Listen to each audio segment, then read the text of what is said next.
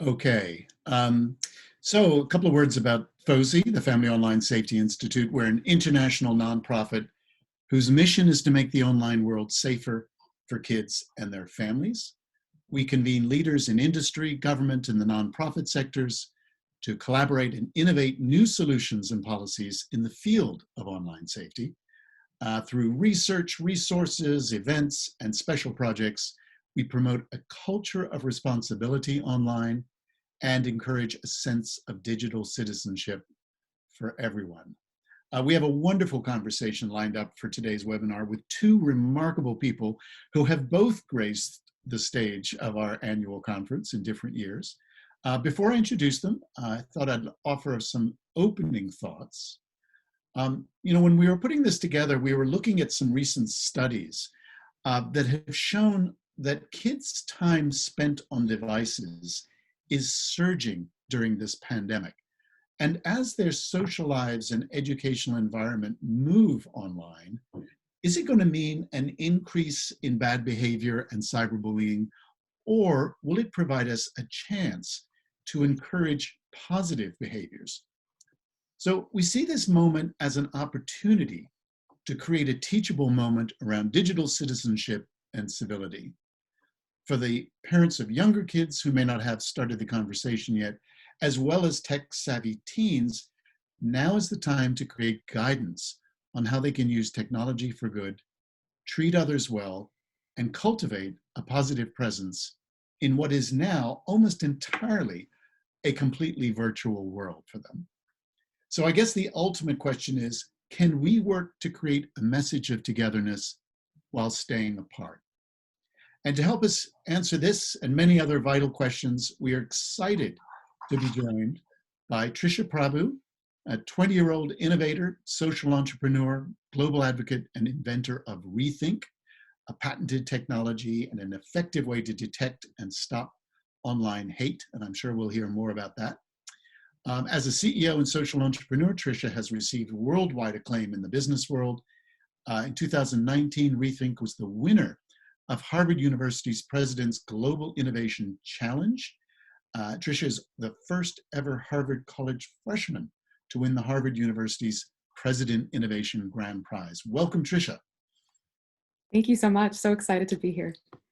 Great. And Rosalind Wiseman, who has had only one job since graduating from college, and that is to foster civil dialogue and work with communities to build strength, courage, and purpose. Rosalind is the founder of Cultures of Dignity, the author of the curriculum Owning Up, Empowering Adolescents to Confront Social Cruelty, Bullying, and Injustice, and a New York Times bestselling author of Queen Bees and Wannabes, the groundbreaking book that was the basis for the movie and Broadway musical Mean Girls. She lives in Boulder, Colorado with her husband and two sons and at least a dog and a cat. Welcome to you, Rosalind. How are you? Thank you. Thanks for having me. Really, really delighted to have you both. So this is quite a moment for us all. And Rosalind, I want to start with you, and just fill in. Just give us the journey to date. How did you get here? You said you've only had one job since college, and maybe just give us just the elevator pitch of where Queen Bees came from and what has been the impact of that particular book. Well, I've always been a bridge to from young people to adults who care for them, from parents and teachers and grandparents and people who interact with young people in any capacity, which I find to be an extraordinary privilege. And I think it's so amazing to have Trisha here because it's so important to have young people have a voice in their own lives, and they are the subject matter experts of their lives. So having Trisha, having you here as the expert that you are is really reflective of why it's so important to do the work that we all do, right? That FOSI does, that I do, that you are doing. And so, I've been doing this work for a really, really long time. But what I do is I listen to young people about their social world and social dynamics. And then I take that and I create curriculum that's really social emotional learning. And Queen Bees and Wannabes and the boys book, Masterminds and Wingmen, and the other books I've written have all been based on what young people tell me, and they've all helped me write those books. So it's not just about like creating focus groups and like taking information from kids. It's about saying, actually, you're going to do this with me, and I'm going to benefit from your wisdom. And so the things that we want young people to know, and in my case, 3 years ago, I decided that I was really going to hone in on what I felt was the most important missing component of social emotional learning, which was the concept and principle of dignity. And that dignity is an essential worth for all human beings. And it's really different from the word respect, and that we often conflate the two. And so I decided that we were really going to focus on this systemically through schools and give teachers and listen to teachers and listen to young people about what they needed in social emotional learning. So that is what I've been doing all over the world, working with schools and any kind of youth organization for the past 3 years in the company that I co-founded called Cultures of Dignity. And, because of that, we are in the world of social media, of everything to do with young people's lives. And I'm still listening, and I'm still being critiqued today. I'm working with young people intensely on a project that I have to finish up by the end of the day. And honestly, today is a great example of I would not be able to do the work that I'm doing with any credibility, except for the fact that I have young people who are advising me on and doing it together. So it's wonderful that this webinar is also, I think, a reflection of that as well. Yeah, absolutely brilliant. Well, let's go to you, Trisha. And I understand you just had a birthday, and you're no longer a teenager, but so you're now, I guess, a young adult. Tell us about your journey, because it began fairly early in terms of your response to something that you saw or heard in the newspaper. Yeah. So, my story really started, like you said, 6 or 7 years ago, when I was 13 years old. And I, in the years before that, had been a victim of cyberbullying. And so I knew the issue really well. I knew what it felt like to be targeted, to be harassed, to be called names. And I knew what it felt like to be ashamed and to want to hide that from adults, from people who could do something about it. And for a very long time, after those experiences, finally came to an end, and I had kind of moved on, so to speak, had left those memories behind me. Realized that this was a really serious issue that was impacting so many young people, not just me. As alone as I felt in those moments, I was not the only young person that was being ridiculed and targeted online. And I realized that when at 13, I read the story of a young girl who's from Florida. She had gotten into a feud with 2 other classmates over a boy, as is often the case, with a lot of young female drama. And so, she climbed at the top of her town's water tower and jumped off. And I remember reading that story and thinking, this is a perfect example of the kind of disparities we see when we think about online bullying and cyberbullying, right? I had a support system. I had a network. Eventually, I opened up to my parents. I got the support and help I needed, and I was able to move forward with my life, try to forget about these experiences. And then there are young people who, they have so many issues, so many things happening, and, the cyberbullying just compounds that. And suddenly, we're losing really bright, amazing young people to what is nothing less than a silent pandemic. And so, reading that story and realizing, this is a really serious issue. It's affecting young people. And, kind of as Rosalind alluded to, there don't seem to be a lot of young people at the table, doing a lot of talking, making a lot of action when we're the ones that know the dark internet the best. That to me seemed really wrong. And so that was really my moment of inspiration to create ReThink. And so ReThink is, as you said, it's a technology that's working to try and solve a problem that technology has created. So it's an app. You can download it onto a mobile device, and it operates as a keyboard. And with every keystroke, it's trying to determine, are you trying to post, say, send something that could be offensive, like you are so ugly or go kill yourself? So the app is actually able to detect, okay, this is an offensive message. And when it detects that you're about to send something like that, it alerts you. Whoa, hold on. Are you sure you want to say that? This could be offensive. And so in a study that I ended up conducting when I was 14 or 15 years old, we looked at around 1,500 young people. We found that over 93% of the time, when young people have a chance to think about what they're doing that second time, they change their mind and they decide not to post these messages online.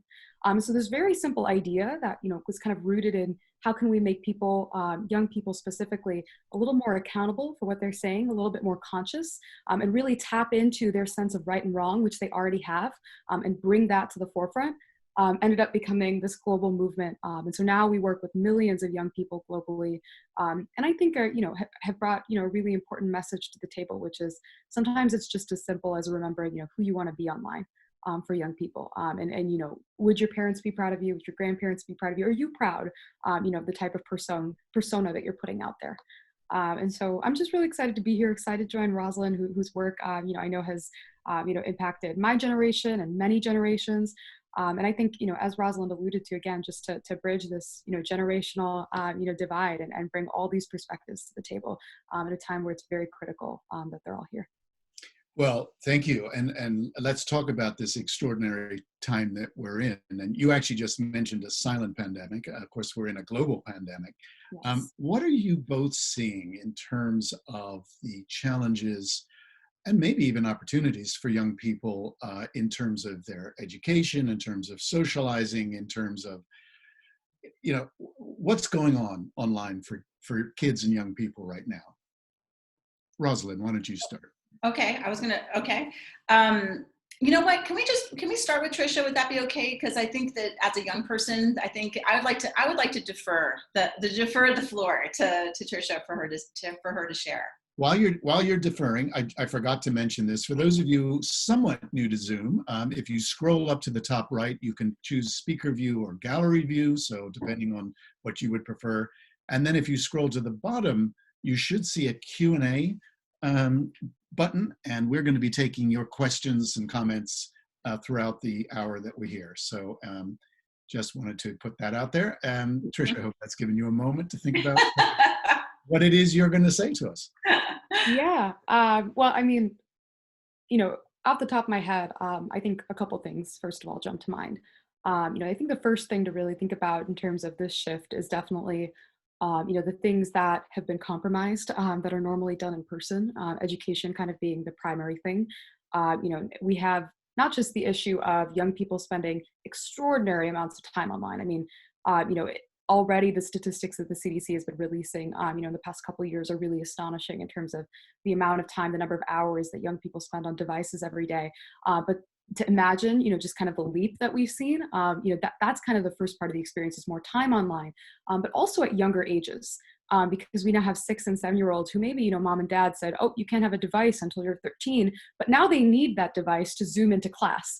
And so we've changed not just the amount of time people are spending online, but, the demographics of who is tuning in digitally. And so I think, that's kind of the first thing. And that is really tied to, kind of the educational experience. People are spending a lot of time online, especially young people. And it's, it's often, for them, it means that, they're staring at a screen, and, they're, maybe they're not 100% focused. And so, I think that's the first component. I think the other thing that we've seen a lot of for young people is a lot of Asian American discrimination and hate, unfortunately, and a lot of which has targeted young people. Just a lot of young folks who, either in person or online, I think the statistics have seen like a huge jump in xenophobic comments, racist comments, this idea that any person that looks like someone who may be of, East Asian descent is automatically someone who is carrying coronavirus. Just kind of some of the worst awful things that you could think of. And then I think, for young people, this experience has really been defined by, I think before we were very dependent on technology. I think now, there's suddenly a justification for that. And it means that, kind of our relationship with technology, we're already very close. I'm worried that this means that, well after this pandemic is over, the attachment that we're developing right now is probably, it's going to stick with us.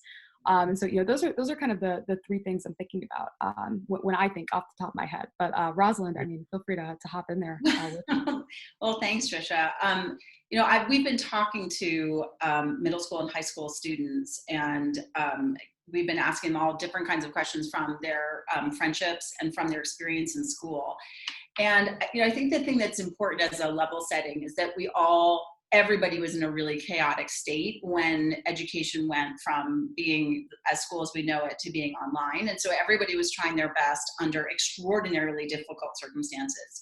And so, the school systems, for example, some of our school systems everybody had internet at home. And of course, there are schools where that's not the case. I have a peer principal in Virginia who his school is 70% free and reduced lunch, and he said to me, he can see pretty much exactly the same numbers of the kids who are being able to come into class is basically that 70-30 split in the wrong way, right? Which is that those children who don't have access because of equity issues are not able to participate in class.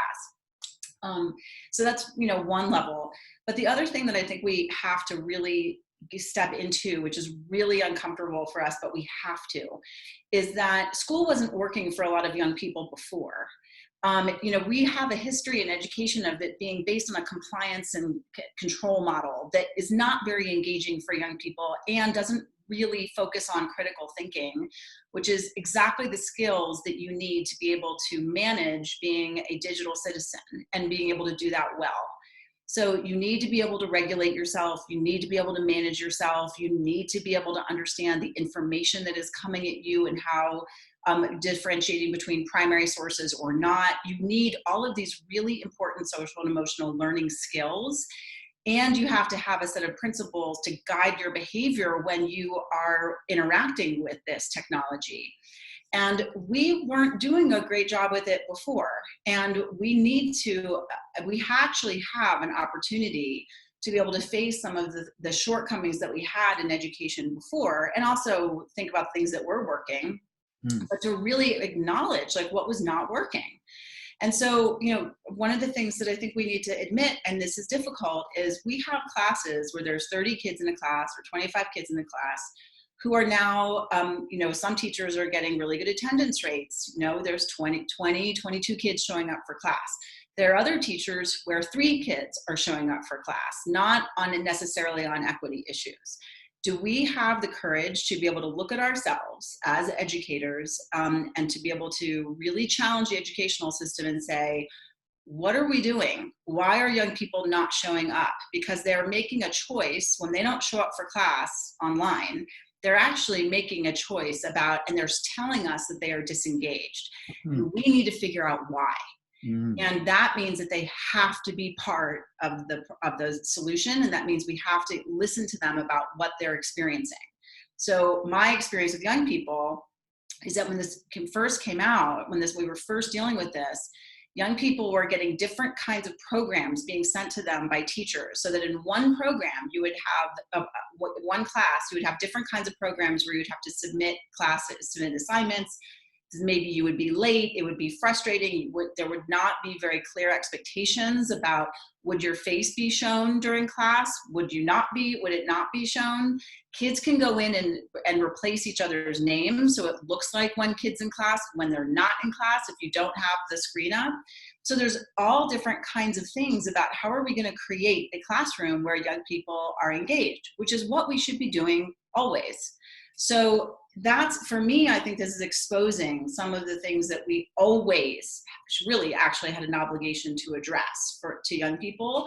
And the only way that we're going to figure this out is by saying to young people, you need to tell us what's going on, which includes where we're not doing so great. And then that way we can make it better. I mean, I would say, and I do want to talk about the xenophobia stuff because I believe so strongly, Trisha is so right. But education, we talked about kids being resilient a lot. We like to talk about resilient children. Is the educational system resilient enough to be able to look at itself and make the changes that we need to make so that we are giving children the education they deserve? Yeah, great question. And I think all elements of society are looking right now at trying to either build or create resilience in a way that they haven't been challenged to quite so far.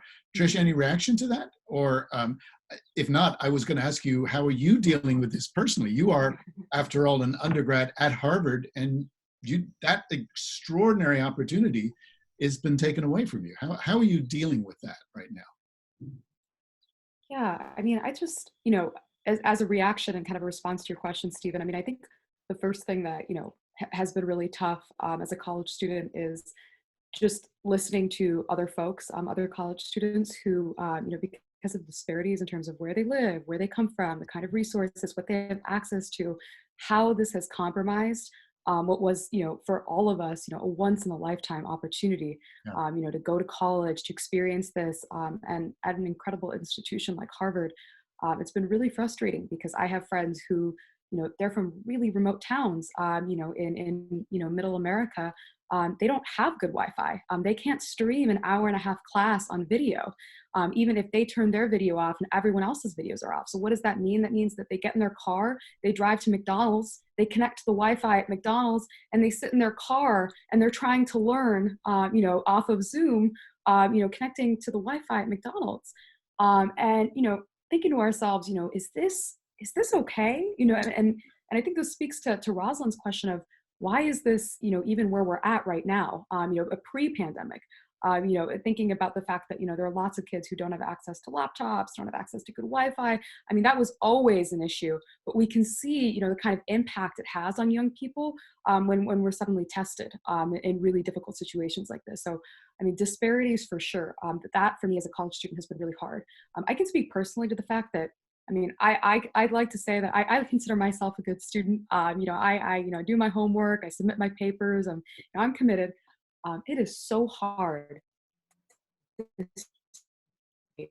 on classes. I mean, even if you're really trying, it's so hard, to look at a screen for an hour and a half. I mean, I have classes that are 3 hours long. How are you supposed to look at a screen for 3 hours and actually engage? I mean, it seems incredible to me, but, and, I feel for educators because they're trying, to do, what they can. But like Rosalind said, I mean, there are huge structural issues and, there are also, COVID-19 specific issues that it's making it really hard for young people to learn. And I think the last thing I'll emphasize is, we talk a lot about Gen Z and mental health as an issue. But, I think for me personally, and then I think, when I think about a lot of young people that I know, there has been, this market, kind of uptick in, conversations about, I just feel sad. I feel hopeless. This is really hard. This is such a difficult time. How am I supposed to study and focus when I turn on the news and there are people dying, people that I know, people that are important to me? I think this is such a difficult time. And, you take all of the difficulties that COVID-19 is presenting in our normal lives combined with everything else. And it's kind of a recipe for, I think, for mental health for young people. It's just kind of a recipe for disaster, in terms of folks feeling really alone, feeling really isolated, feeling very disengaged, feeling, unhappy. And so, for me personally, I think that's been really tough. And like Rosalind said, I think we're all trying to be resilient. But, where does that end? You know what I mean? And is that really good for us? I think that's another question that we need to be asking ourselves. Excellent. Thanks. I'm going to just start feeding in some comments that I'm going to come to you, Rosalind, in a moment. But Darren Lauer has been saying, I think it's really cool to see how teens are becoming more producers of content rather than just consumers. I also think it's cool that we're seeing teens starting to value in-class education over strictly online-based education. Michelle Ritter, I loved Rosalind's comment about the opportunity for our education system to reevaluate our current format to make sure all kids are engaged. Would love to hear from her on ideas for how schools and education could be restructured. Wow. Well, that could take the rest of the hour, but that's out there. Don't forget, there's a Q&A button at the bottom here if you want to send questions and comments. Rosalind, I do want to come back to you, though. I do want to know a little bit more about what cultures of dignity is all about. And you mentioned this distinction between dignity and respect. Oh, yes. And I want to get back to Trisha's really important point about the xenophobia and going, the bigotry and the hate that East Asian, that so many kids are receiving. I really want to make sure that we do that. So I think, thank you for asking me about the respect and dignity piece, Stephen, because it's really important and it can feel amorphous. And so the best way that I can explain it to people is if you're listening to this right now, or you are, I want you to think of the person that you respected when you were a young person. Just take 10 seconds of who was that person? I'll give it 5. So just think about who that person was, where were you in your life, those kinds of things. And now what I want you to think about is, so you respected them, and I'm betting that the reason my experiences is that people, when I ask that question, the answer is always that you respect the people that actually treated other people with dignity, with worth. You respected the way that that person acted. And so it doesn't actually really matter about the position they had, the authority that they had, the official authority that they had, that the way in which they treated people was the basis for your respect. Because you can respect your parents. You know, we live, you know, it's sort of cross-cultural actually, in many ways, to respect your parents, to respect people in positions of authority, respect your grandmother, respect a coach, a teacher. But there are plenty of experiences where people around the world have interactions and relationships with those people in positions of power and respect and do not respect them. And the reason that they don't respect them is because those people in those positions of authority and respect did not treat other people with dignity.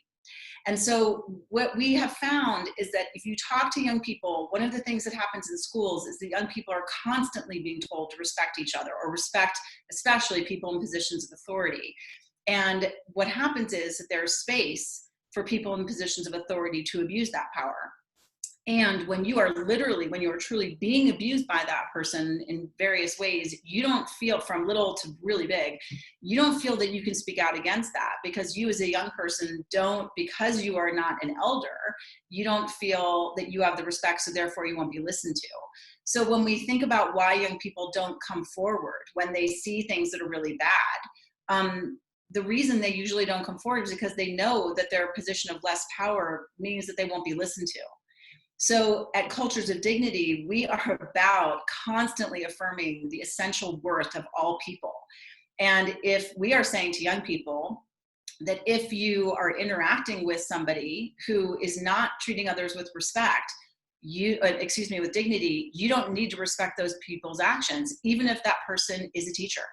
It doesn't mean that you're rude or horrible or whatever, you know, that means. That's not what we're saying. We're saying that actually treating someone with dignity actually really oftentimes looks very similar to showing somebody respect, but you know in your heart that that's different. And what we have found from young people is that fundamentally, profoundly changes the conversation about how well they are going to take us seriously about what we're trying to sell them, basically, which is how to be a responsible citizen, how to show up in school and show respect to your teachers, how to not do things like cyberbully, because the reality also is our young people are seeing role models of adults and constantly, not always, but constantly, where people are not worthy of being their role models because they're not treating people with dignity. So that's where we are. And from there we create lots of different programs that young people and parents and teachers can latch onto. So that's why dignity is so important for us. It's a principle that drives our behavior. And it's what we come back to over and over again, regardless of what the situation or the challenge is.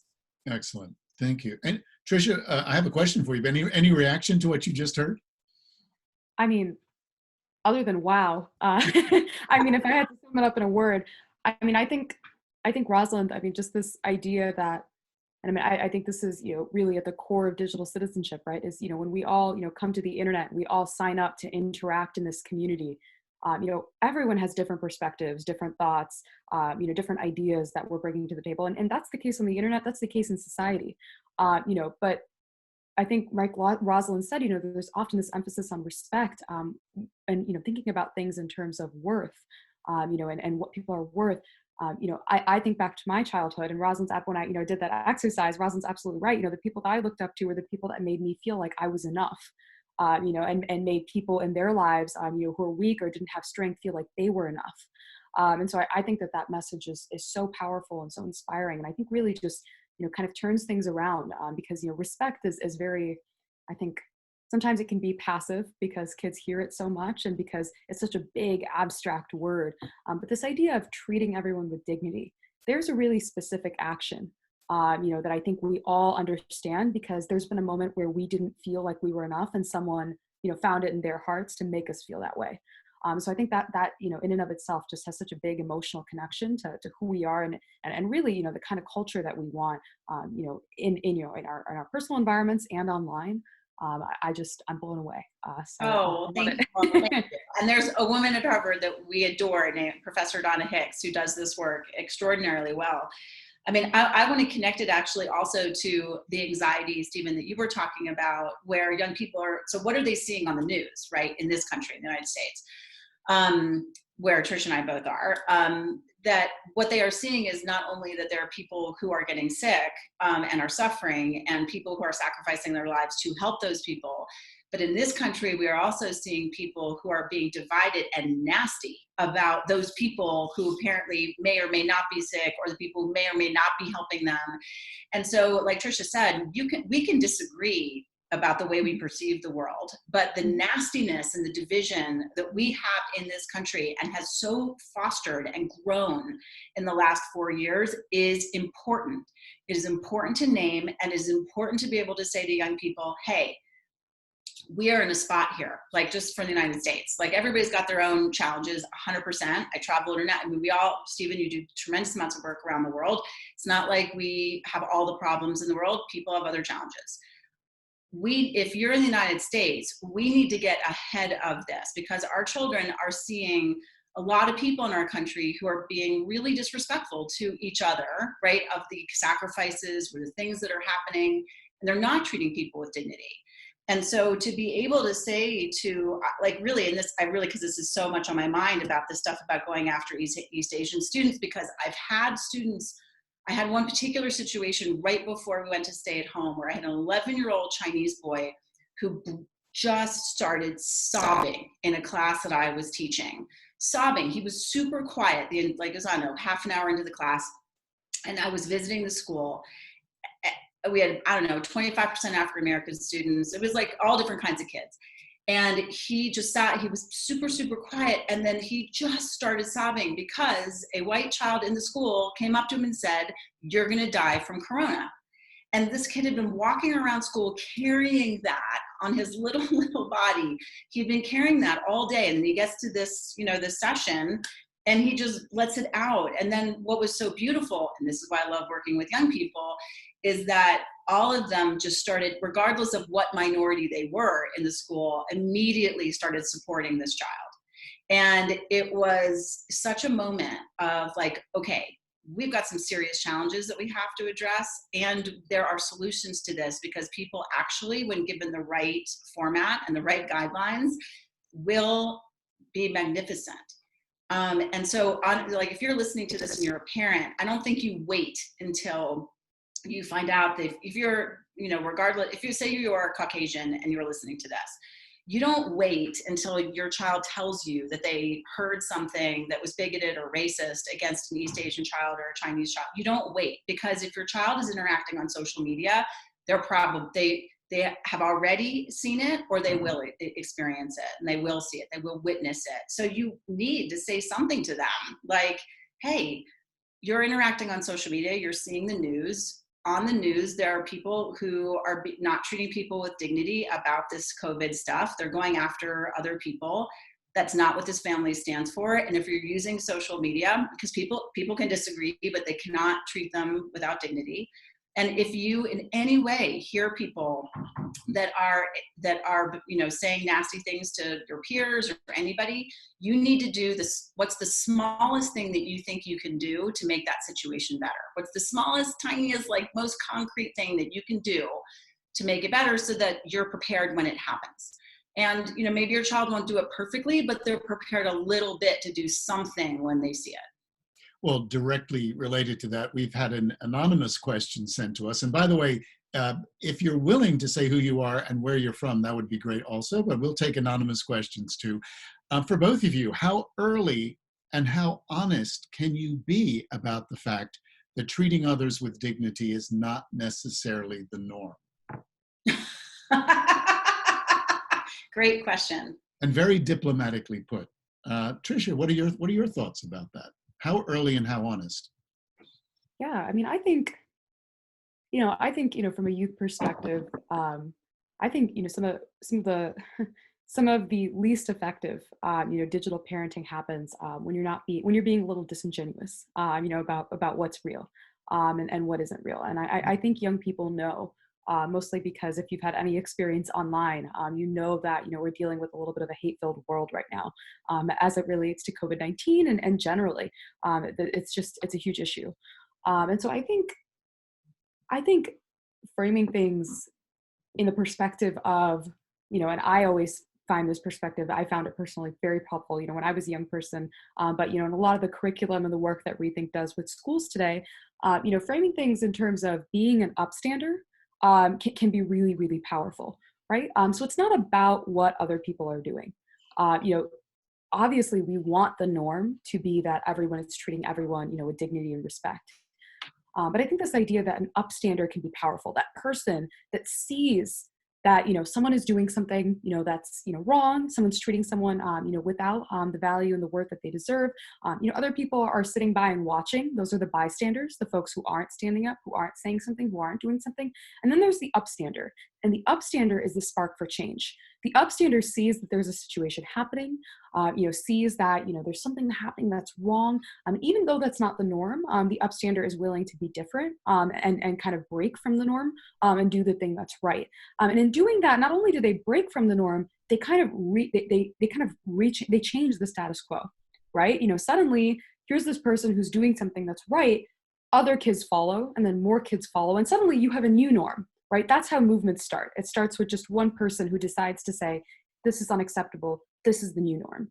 And so I think, as early as, I would say, early preteens, having conversations, because I think that was really the age for me, when I started to think about, fitting in, and wanting to be like other people, and not wanting to stand out. I think a lot of those feelings start to happen in kind of those early preteen years, 10, 11 years old. And so I think as early as then, kind of instituting this pride in doing what's right, even when it's hard, this pride in being an upstander, and recognition that being an upstander is not just about doing what's right when it's hard. It's also about creating a new norm that you want the world to live by, a norm that you think is better for society. And so I think, just framing the conversation in terms of that can be extremely powerful. And that's a lot of what we do at ReThink. And we found that it's extremely successful, and that it trains kids to, approach situations that can be uncomfortable, where maybe the norm isn't, to be kind and to treat people with worth, but to really, say, I'm not comfortable with that, and this is the way I do things. And then to have people follow, and really just change an entire situation. Nice. Rosalind? I think Trisha, I think the messenger is important, because imagine if, like, Trisha, so we have ReThink, and, it's saying these things about, like, hey, do you really want to send this horrible, nasty thing that you're about to send? And I think it's really important to give credit and acknowledge the power of the messenger, because if you had someone like me get up at an assembly and say, hey, I think I've come up with this thing, and it's this app, and I just really want you to think about when, and adults, we have such a hard time not coming across, or not in our tone of voice coming across as sort of, we don't sometimes mean to, but it's like we come across in sort of a patronizing way, or we come across in this like very simple kind of way, or our voice goes up at the end of our sentences, or like just something goes on where we lose credibility. And also the other thing is, sometimes we are prone to saying things to teenagers like, I was young once too. I know what it was like when I know what it was like to be young. I know what it's like to be your age. No, you don't. You actually don't know. I don't know what it's like to be Trisha's age, because I grew up with like the concept of privacy. Like, I had privacy. She's never grown up with privacy. So we don't live in the world we did not grow up in the same world. We don't know what it's like. So we need to say to them, actually, I was your age once, but I actually don't know what it's like to be your age. And so I'm going to listen to you and listen to you about your experiences. And then I'll share with you my wisdom that I have from my own life. But we often will start off, going back to my example, imagine an adult, talking about ReThink and saying, okay, boys and girls, I have this new app, and it's really about like stopping before you say something. And like the minute an adult gets on stage to talk about this, they're going to have to do some really smart introduction to establish and maintain credibility when they are speaking about this. But if Trisha gets up there and says, look, I had this experience and then I saw this thing in Florida and I'm realizing like, this is awful. Like, I don't know why we're living with this. Like, why do we have to live like this? I'm going to do something about it. This is what I can do. This is what I can do to contribute to my generation to make this better. It's a whole different way of an approach. And it's like the messenger is like, oh, you're living our life. And I'm not saying that we adults can't help. We do, but we really do need to give credit to the messenger. And so I want us to think about that. And then an answer specifically, well, I hope that was also somewhat of an answer to the question, but the question of like, how do you live in a world and how do you treat people with dignity when it's not really recognized very often? This is the way I do it. The way I think about it is conflict is absolutely inevitable.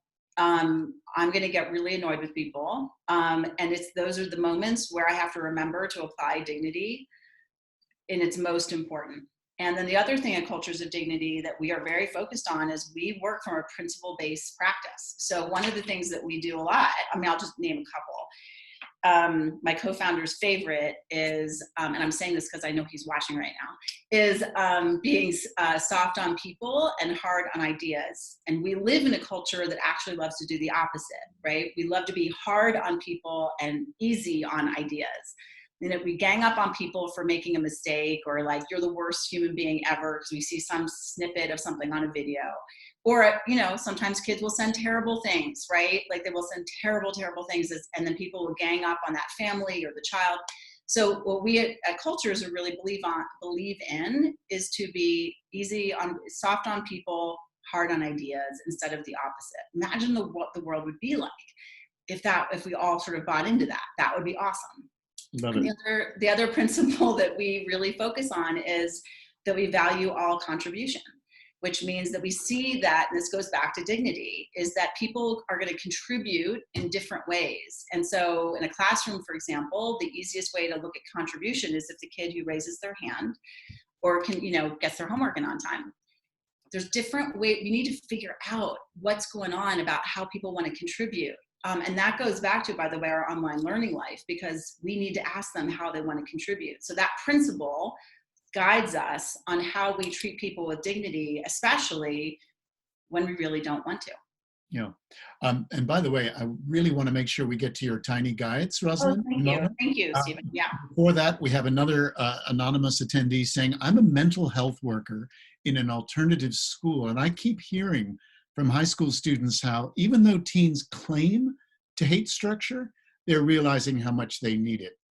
Students are having a really hard time maintaining such a high level of self-initiation for extended periods of time. Trisha, your point. Even something as simple as the school bell ringing between classes acts as a method of providing structure to switch to the next class, which so many of the students I know are really struggling with at home right now. Trisha, what's going on with this lack of structure, the mental health of young people? How can you speak to what Anonymous has just said? I mean, absolutely. I think the lack of structure has been the thing that a lot of kids have been struggling with, that I think has, kind of led this time, these past couple of months to be, in a lot of ways, very deteriorating for young people's mental health. Because, as much as, we may claim, as the message rightly said, to hate it, wake up at 7 a.m., we go to school, 45 minutes, we're shuffling in and out of class. It also keeps our lives organized. It keeps us, on track. We have a good sense of what's happening, what needs to get done, what's due when. When you're at home and you wake up and, you have online classes, especially for college students, maybe it's an hour, 2 hours in the day, you don't have all these other activities and things that you were going to go to after school, like a lot of high school teenagers do. Now you have all these extended periods of time. It's hard to get motivated. It's hard to get to work. It's hard to stay focused when you start working because you don't have that structure. You're not thinking, oh, I have an hour to work on this and then I need to go to soccer practice. It's, oh, I have 7 hours to do this homework assignment. I'm really tired. I'm super sad. I just don't feel like doing this assignment. And what ends up happening, at least in my experience, is young people just spend all that time that they should be working on their computer, doing other things on their computer, exploring social media, watching video, whatever it may be.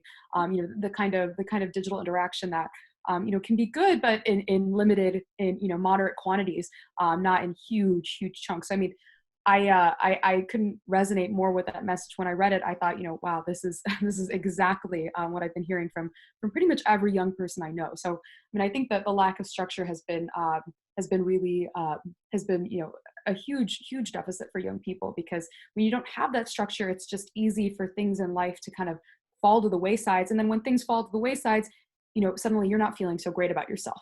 And so it really is. And then it's kind of this vicious cycle. You don't feel good about yourself, so you do less, and then more falls to the waysides, and then it kind of keeps going. So I mean, I really resonate with that, and I think that a lot of what's been happening during this pandemic, from the fact that school has moved online and now kids are starting to realize the value of classes in person, to the lack of structure, to now kids really want the structure.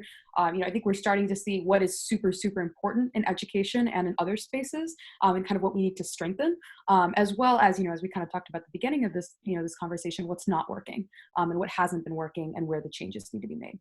Nice. Yeah.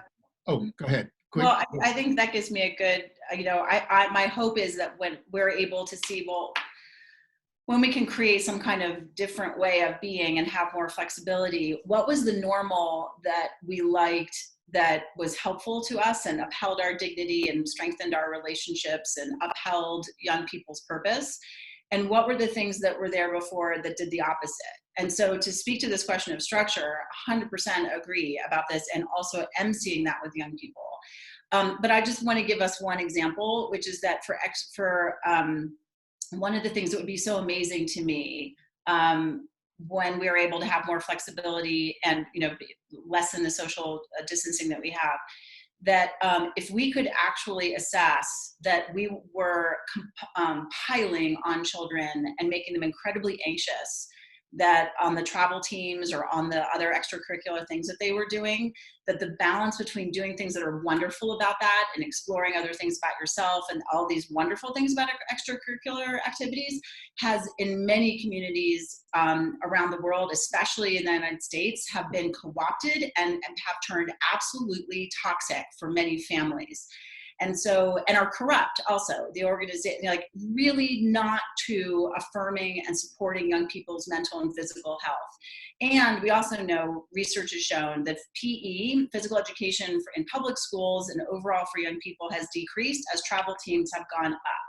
So this is an equity issue also. So my hope is that when we get to a new normal, we're able to identify what are the things that we really want to keep, like physical education, music, art, all these wonderful things that we want young people to have more education about, but how do we provide it in a way that actually supports them and doesn't turn into these huge financial factories that really are benefiting adults that aren't oftentimes really about the welfare of young people and are really increasing young people's anxiety. Because I've also heard from a lot of young people that it's nice that they're not doing things, these extracurricular activities that they've been made to do, and that they've lost their joy for a long time ago. So I just am so hopeful that we can learn our lessons from this, and that we can make the best. We can say, this is the stuff we want to keep, and these are the things that we need to do better, that we really need to do better about, because we need to do better. We really need to do better. And I still want to get to your tiny guides, but I just want to branch off that particular thing, because what I'm seeing in our neighborhood, and we live in the suburbs of Washington, D.C., and I look out onto a small park. It's an idyllic scene. There's trees. It's lovely. I'm also seeing kids out on their own, maybe for the first time in decades. I'm seeing it too. And I was so impressed by this, I decided to give Lenore Skenazy a call. For those of you who don't know Lenore, she's the author of Free Range Kids, and actually a international movement of allowing kids to do what we did, Rosalind, you and I, when we were kids, which was to kind of roam free, without being scheduled to the last minute and without having helicopter parents oversee them. So it's a phenomenon of bored kids in the house, parents completely going crazy with trying to do their own work, or they're essential workers, they're outside of home. Mm-hmm. Kids are just going out again, and they're bored. They have that lack of structure. And I think in the first couple of weeks, it was really, really difficult and trying. And now we're seeing kids kind of figuring it out, and they're making forts, and kids are climbing. You know, they're doing stuff that we just kind of did naturally No. decades So ago. it's not, yeah, I just want to be clear, like, I totally agree with the person who wrote that. And I think we have an ability, Rick, I really hope we have an ability to figure out what we want. This is an amazing opportunity to figure out what is working and what's not, and being Right. honest with our children about like what their lives were like and what they want to keep and what they want to keep and what they want to let go of if Right. we are given more freedom. Okay. Rosalind, your elevator Yes. pitch on Tiny Guides. How is that? How is Tiny Guides? Sure. You just Sure. how is that going to help us? Thank you. Yeah, thank you. So when the pandemic first, when this first really hit, we really we sat back at Cultures of Dignity and we thought, what do people need? There was so much stuff coming across social media. For example, here's your perfect schedule for your child. Here's the perfect thing. And so what we did was we took a step back, and then we realized, and within our team, we had this wonderful, wonderful person named Megan Saxelby who had brought us these things that we called the Tiny Guides. And what they are is very concise tools that we need that talks about dignity and what it looks like, but also things like frustration points, anger, anxiety, how your brain works. And there's 18 of them, and parents can use them, people can use them to understand what's going on with them. They're downloadable, they're design friendly, and what we really wanted is for people to have resources and tools that they could use easily right now, because people's bandwidth was like this, right? And so we created these tools, and they are really concise things that people can use to be able to understand the experiences they're having better. And then also our hope is that when you have those, that you can then understand and be able to have better strategies for the challenges that you have in front of you, because you understand what's happening to you, or your child understands what's happening to them. So for parents, we actually also have, because we don't expect, and I have a lot of empathy for parents about this, we don't expect parents to be teachers. We could have a whole nother webinar about that. And so this is something that parents can use, and we have a very simple, sort of like a lesson plan that parents can use with their children. And we separated it between young kids, like 7 to 10, and then the teen years. So some of them are free, some of them are not, but they're all really reasonable, and they're just there for people to be able to use. And Right. that's our hope. And we'd love to get feedback from people about how they're working for you. And Rosalind, where can people find the Tiny Guides? You can find them at if you go to Cultures of Dignity and the store, or you can go to our culturesofdignity.com, and you'll see Tiny Guides, our work, and it's right underneath there. It's in Cultures of Dignity, and that will come up too. Or Bing, or a search engine of your choice. Any search engine of your choice, because we're on online. There you go. Sorry. Quick comment, Laura Higgins from the UK. Kids make mistakes and often don't understand the impact of their words and behavior. I totally agree. We need to allow mistakes, help educate, and encourage positive. So thank you, Laura, for that positive note. Trisha, we've also had a question. Is ReThink age appropriate? What is the app appropriate for what age? I work in an elementary school, K-5. Is this an appropriate app for, say, a 5th grader? Yeah, absolutely. That's a great question. So I'm gonna take a step back and explain kind of how ReThink works practically in communities today in terms of, what we provide. So for schools, we provide a program where we bring the ReThink technology. So that's the app to all of your school devices. Now more and more schools have one-to-one devices for young people, which is great. But it also means it's another device where young folks have access to the internet and often to, different types of apps and, kind of communication platforms. And so, making sure that those devices, which may not be monitored by a parent, are safe, and our spaces where kids, going off of, Laura's sentiment, are learning from their mistakes and kind of, making the right decision. super important. So we bring the technology to those devices, and then we also provide schools with curriculum or grade-specific curriculum that ranges all the way from elementary school all the way up to high school. And so there's some, some topics that, for example, fifth graders don't need to be talking about, like sexting.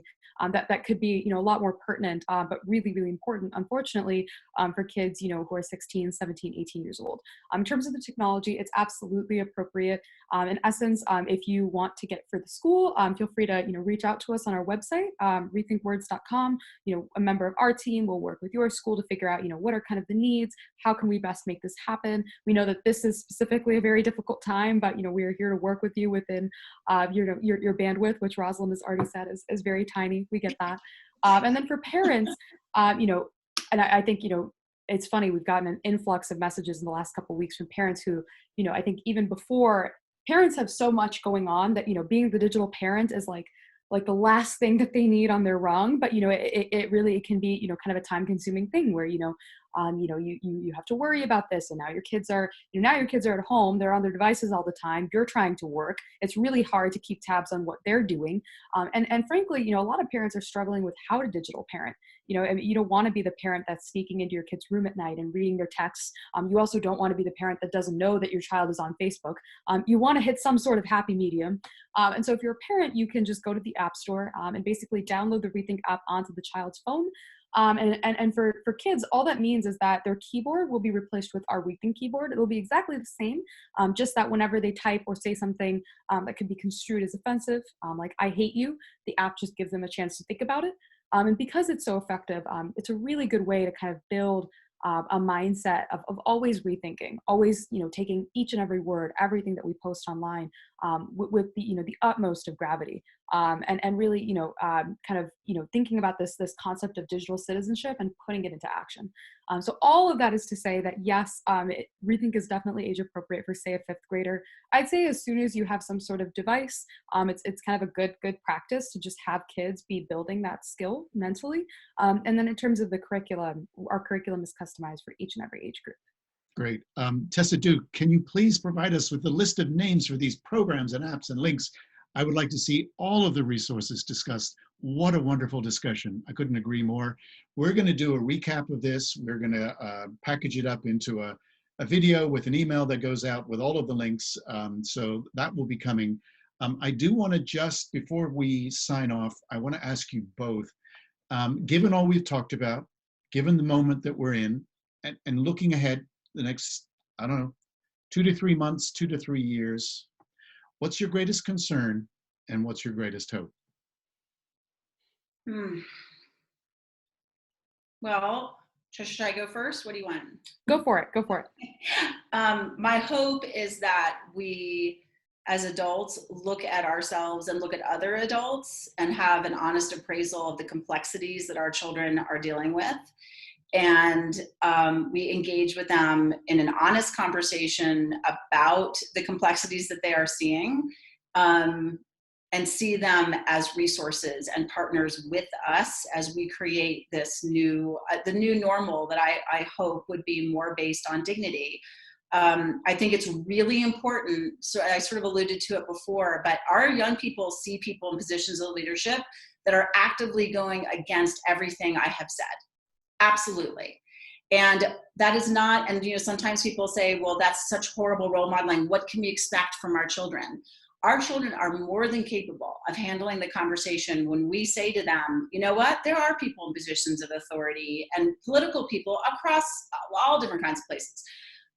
We absolutely have people in positions of political leadership who do not treat people with dignity, who want to create dissent amongst people. But that is not what we do in this family. And we are going to act in a different way. And that is who we are. And so your children actually, when they see an adult who is close to them, own that and say, and we're going to keep working on this dignity thing, and we're going to keep working on this essential worth thing. That is the thing that they need to see. So they can see the hypocrisy, they can see the inconsistency, but when an adult that's close to them acts consistent with dignity, that is what is meaningful to them. And that is what gives them the ability to have these courageous conversations and to be able to really claim what they need as they move forward. They can handle this if we have honest conversations with them and see them as resources with us. Right. And respect the experiences, meaning like really own the experiences they've had. So my hope is that we're able to do that. And I'm just going to focus on my hope. And I'll let Trisha handle the other. Okay, Trisha, in a tweet length, your greatest hope and greatest concern. Oh, excuse me, sorry about that. Yes. So I would say my greatest concern right now, don't feel like this conversation is super important, super valuable, just such an incredibly pertinent conversation to be having. My greatest concern is I don't think that these conversations are happening enough, unfortunately, in other places and other communities where they need to happen, and that really worries me. The fact that there just hasn't been a lot of media coverage about the internet, about xenophobia, but the fact that kids are spending so much time online. That's my concern. I'd say my hope is, in the past couple months, I have seen young people step up like never before. Gen Z is one of the most engaged youth groups, that we've had. And the way that they have stood up during COVID-19 has been extremely inspiring. And for me, as a young change maker, extremely inspiring. And so I'm just excited because I think the next couple of months, as difficult as they're going to be, it's also going to be a time of young people really finding their voice, saying no to the status quo, and pushing for change. And that gets me really excited. Excellent. Well, I definitely feel more hopeful at the end of this conversation. I'm really sorry I couldn't get to all the comments. There's so many great questions and comments coming in from all over the world, actually. We will send out this video. We will also send out links both to Tiny Guides, to ReThink, to all of the great things you've heard. I just also want to make sure you all are aware we're doing another webinar next week on reporting child sexual abuse material, which unfortunately has been skyrocketing during this pandemic. And the week after that, COVID-19 and the return of the free-range kid. Lenore Skenazy has agreed to come on and do a webinar with a colleague of hers in a new initiative that she's created. I'm really, really excited about that.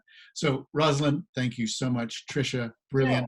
I hope you get back to college soon, and we'll be watching and waiting to see what magnificent things you do in your 20s, now that you're all grown up. Thank you all so much for listening, and we'll be back in touch soon. Take care. Bye. Bye. Thank you so much. Thank you.